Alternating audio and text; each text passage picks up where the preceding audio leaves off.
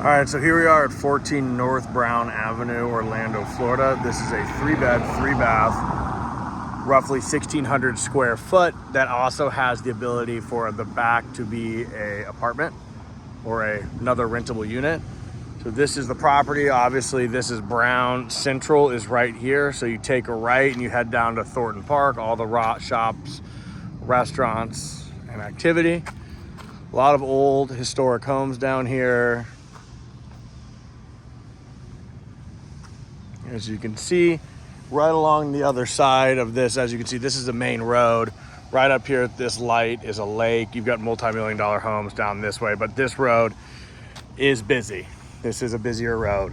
But you take a right on the corner and you're able to get up and kind of walk, bike, do a bunch of stuff. So a lot of grown, mature landscaping here around the front of the house. This is the front porch.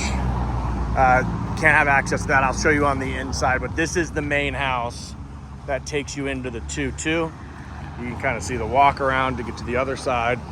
This is where 1-4 would enter. So you can kind of see the steps over there to enter that other apartment. And I'll show you that when we go inside as well. But the exterior looks nice. Trim on the roof looks nice.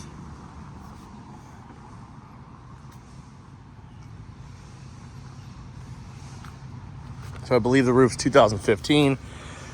You can see it's obviously not on slab. You've got a crawl space. You've got a bunch of center block that they put in to kind of block that off. But on the exterior, you can see my car's right here. You kind of get rid of some of this shrubbery, and I think you'd have a much easier way to pull in a boat, stuff like that. Plenty of different parking. Obviously, you've got this gate in front, but the lot goes all the way over here. Plenty of space to kind of redo this.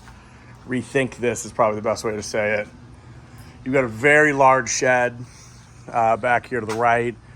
Another shed that's locked, and then you've got all of this space here behind it. So just kind of walk back here. A lot of potted plants, things like that. But again, a nice large lot for downtown. This is 0.18 of an acre. Feels bigger than that, but just a lot of space. Let's see if we can get into this garage real quick. Let me move some of these center blocks. Ugh.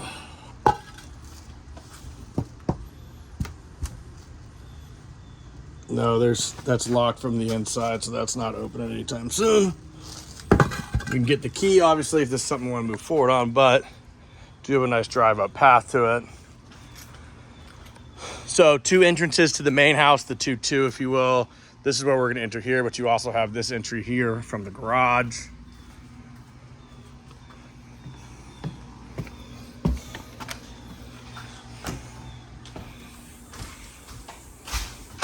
So we're entering through the laundry room. So that was the door at the back, obviously towards the garage and everything. And here you've got the laundry, 2 water heaters, because again, you're on separate meters. There's just so much woodwork in here. I mean, to do this today would be ridiculously expensive. You've got a little linen closet in here. But again, nice sized laundry room. You've got the sink on this side. Walk back out here. So I'm gonna kind of skip all of this. We're gonna walk to the front of the house. So this is the front door. That's Brown, it's Brown Street, and Central is going this way. This is a lot of leftover wood, trim, stuff for the house. This room feels like an afterthought, honestly, with everything else that's in the home. So you obviously could tell they were preparing to do things, etc. But you've got the old Florida aluminum crank windows. This was probably a front porch back in the day. You can see the exterior wood right here. And someone wanted to convert it into additional space. There is no HVAC outlet in this room, so I can't imagine it's being included in the square footage. This door goes to the first bedroom on the left. This door goes to the main house, to the living space, etc. But as we walk in from the traditional front, nice high ceilings all the way through, tongue and groove tongue and groove ceiling everywhere. You can kind of see the window, woodwork. I'm trying to get the light out of this, sorry. It's not really gonna work, but every single window, it looks like that. You've got the casing all around the doors. Just really nice detail to this home. Again, 1920s is when this was built. So you can see they've updated it. It's not as old with just the 2 prongs. You do see the 3-prong outlets everywhere. Your HVAC intake, so I've got to assume the HVAC is upstairs, but I believe that's a 2015. So again, 2 different living rooms, living, dining, whatever you wanted to make this thing out to be. We're gonna go into bedroom number 1. So here's bedroom number 1. Again, target groove painted, still with the crown molding, same kind of casings around the windows and doors. The trim for the home, as you can see, the pieces laying around is all here. So all of that's there. I mean, you just go back. I wonder how old that newspaper is that they used to jam that in there when they were making everything fit. You can even see it right here through, so pretty cool. Again, main entry from the front door. Here is the bathroom.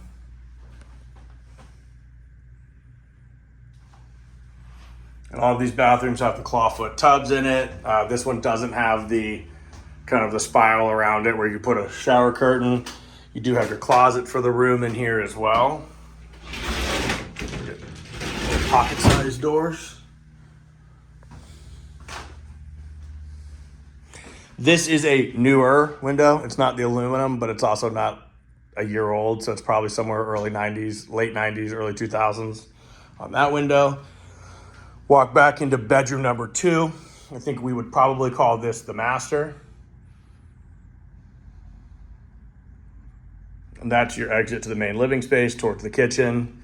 The reason I'm calling this one the master, obviously, is that you've got closet in the room, some other parts and stuff to the house. Closet does go all the way back. And then the bathroom is much larger than the other one, but 2 entrances, obviously between the bedrooms, and then right here, the living space.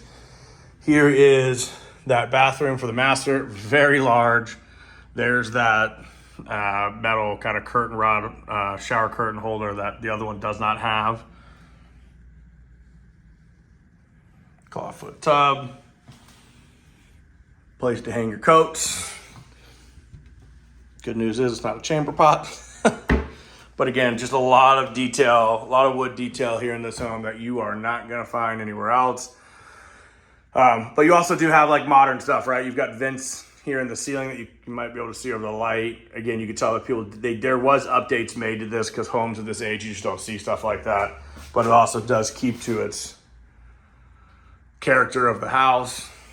Lots of mirrors. Glass door.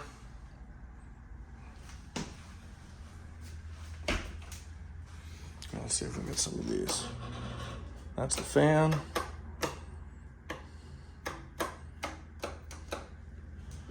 But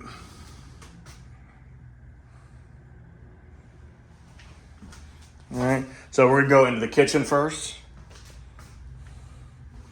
But before I go into the kitchen, just say this is the 3rd bedroom, bath, or the other unit that goes right through the master bath. But we'll go to that. Here's your kitchen.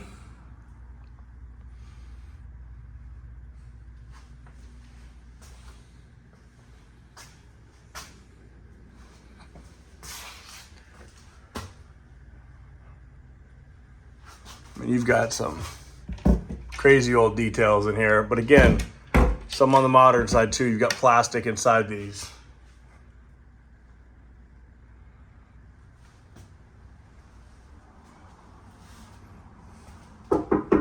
And the old style sink.